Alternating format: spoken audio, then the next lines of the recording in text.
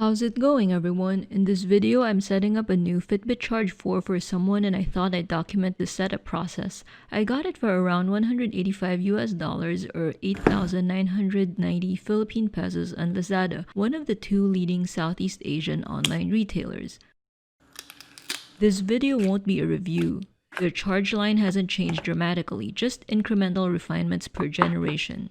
I thought to make a little video of the setup process. Fitbits are usually one of the smoother and more refined smartwatches to set up, but there are always hiccups with these smart gadgets. Like all smartwatches, it's useless out of the box without first pairing it with its corresponding mobile app. This is its charger. I've used the Charge 2. It looks similar but incompatible.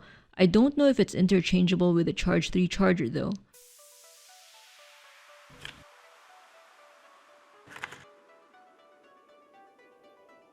Here's another note telling you to download the app to set up the watch.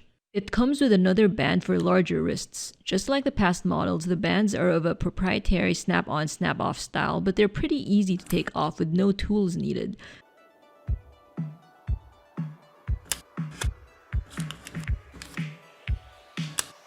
There are also a lot of third-party vendors in case the original gets worn. In this case, the spare band is for the side of the strap with holes, not the one with the buckle.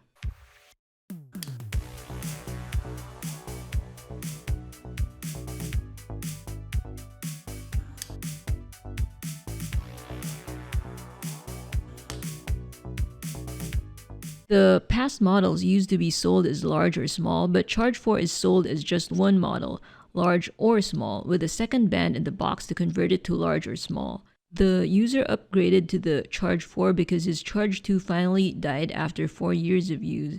The display remained frozen despite trying the various reset techniques online. These are his previous dead Fitbits, the Force with a tiny LCD screen, and the first Charge model. You can see it here. It's no longer attached to the band. This is the Charge 2 charger with the Charge 4. They look very similar but not interchangeable. This is the dead Charge 2 with a frozen display.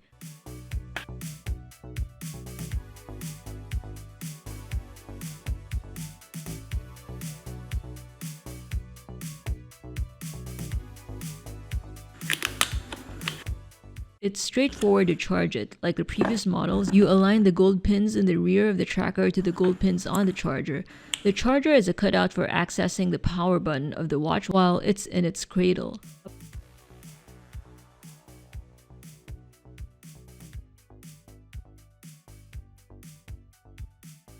Upon first boot, it shows the smiley face, and then it gives you a link to its setup page. You can't use this watch without setting it up with its app at least one time for the very first time. Interestingly enough, when I put this Fitbit close to the phone I was going to pair it with, there's a little notification that prompted me to set up my Fitbit Charge 4. The phone automatically detected the watch. Pretty cool, or freaky. I've never had that happen with other smart gadgets before. Maybe because Fitbit is now owned by Google, so they want to have that kind of seamless gadget ecosystem thing that Apple has. So I'm now running through the initial setup process. Spoiler alert, the first attempt failed. Not much to worry about. First time is often not the charm with Bluetooth gadgets. I tried again and it paired smoothly. This part of the video has no cuts, so you can see it in real time and have an idea of how long to expect.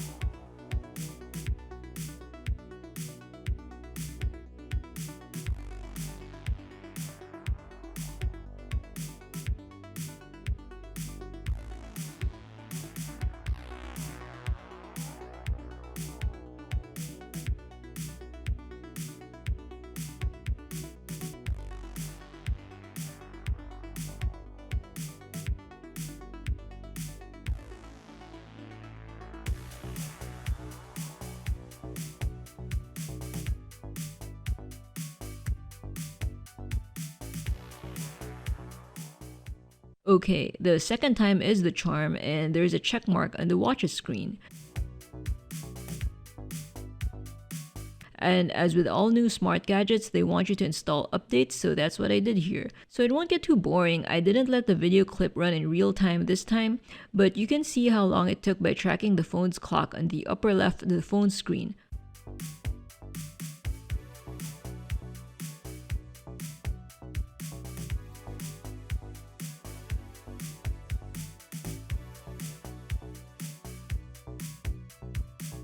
Updated. It tells you to try it on, so I did. I outfitted it with a large band so it's loose in my wrist, but that's because I'm not the end user, just setting it up for someone.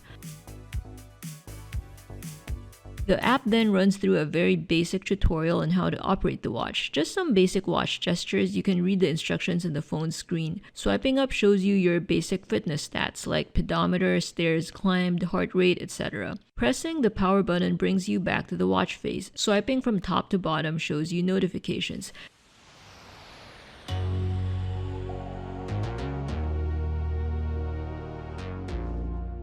Pressing and holding the power button as opposed to lightly tapping it also brings up other functions like do not disturb, sleep mode, NFC payments.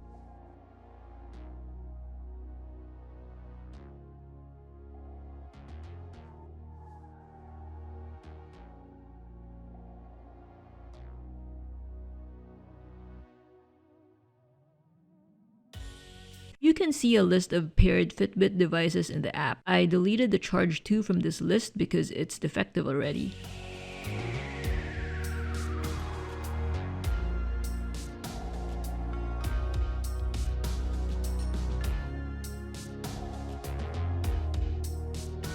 There are various watch faces to choose from. Some look nice in the thumbnails but would be too cluttered or hard to read in actual practice.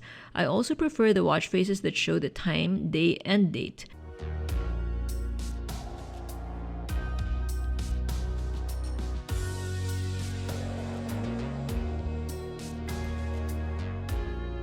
I originally wanted to pick this rightful stats watch face, but as you can see in the red highlighted portion on screen, this watch face isn't available until the watch is fully updated.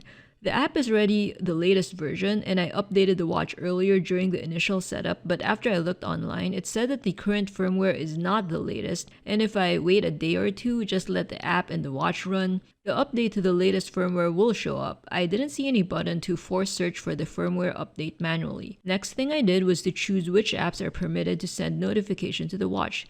You can also start using the watch already if you don't care about notifications, just disable this feature.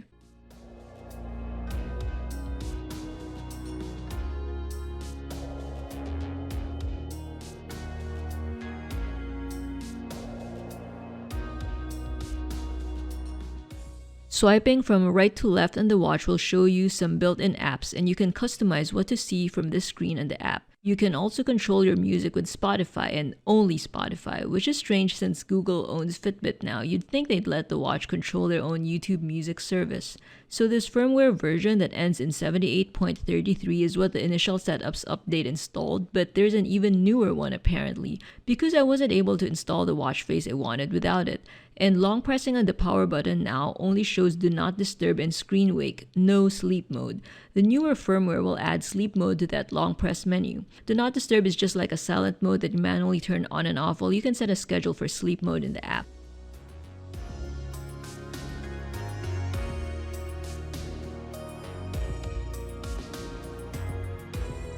This is a fitness-oriented watch with basic smartwatch functions like phone call notification. You can even answer or reject calls with the watch. Answer meaning you click answer on the watch and then talk on your phone. The watch itself has no microphone. You can choose which messaging apps whose notifications you want to see in the watch. There are also some basic canned replies that you can set up on the app. That way, when you receive a message, either SMS or messaging apps like Viber or WhatsApp, you can choose from the canned replies on your watch.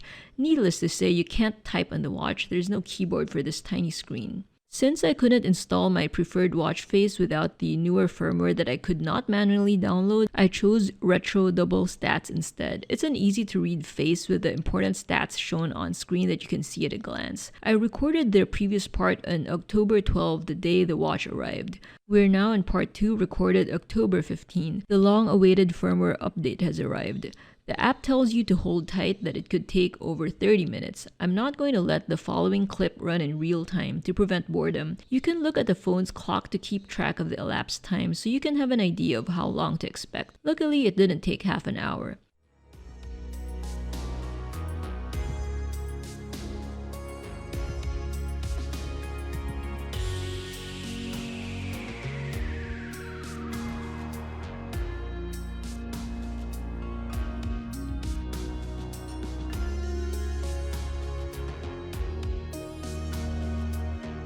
Finally, the watch's firmware update is done. The next couple of screens will show you the new functions Fitbit added. First thing I checked though was to see if my preferred watch face is ready to install. At long last, there's a select button on the rightful stats watch face instead of the red box saying I need to get the latest firmware update. I like this face because the clock is large, yet there's space for the day and date. The stats are squished. You don't see numerals, but it employs the ring system of the Apple Watch. One complete ring means you completed your goals for that day. You can toggle through the stats by lightly tapping the right side of the screen, and if you want detailed stats, you can swipe up from the bottom. There's stats always available no matter what the watch face is. The updated firmware also brings the sleep function to the power button's long press menu. You can set a schedule for it too, so you don't have to manually turn it on or off. Sleep also dimmed the watch screen, I noticed, while Do Not Disturb is really just for silencing notifications.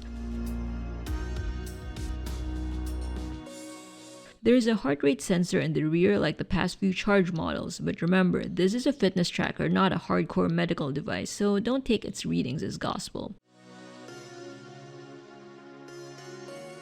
The watch looks pretty nice. The default blue strap has these light diamond patterns and the buckle has rounded corners. Hope you found this setup video informative. Please thumb up this video if you did and subscribe to be updated when I upload again. See you next video.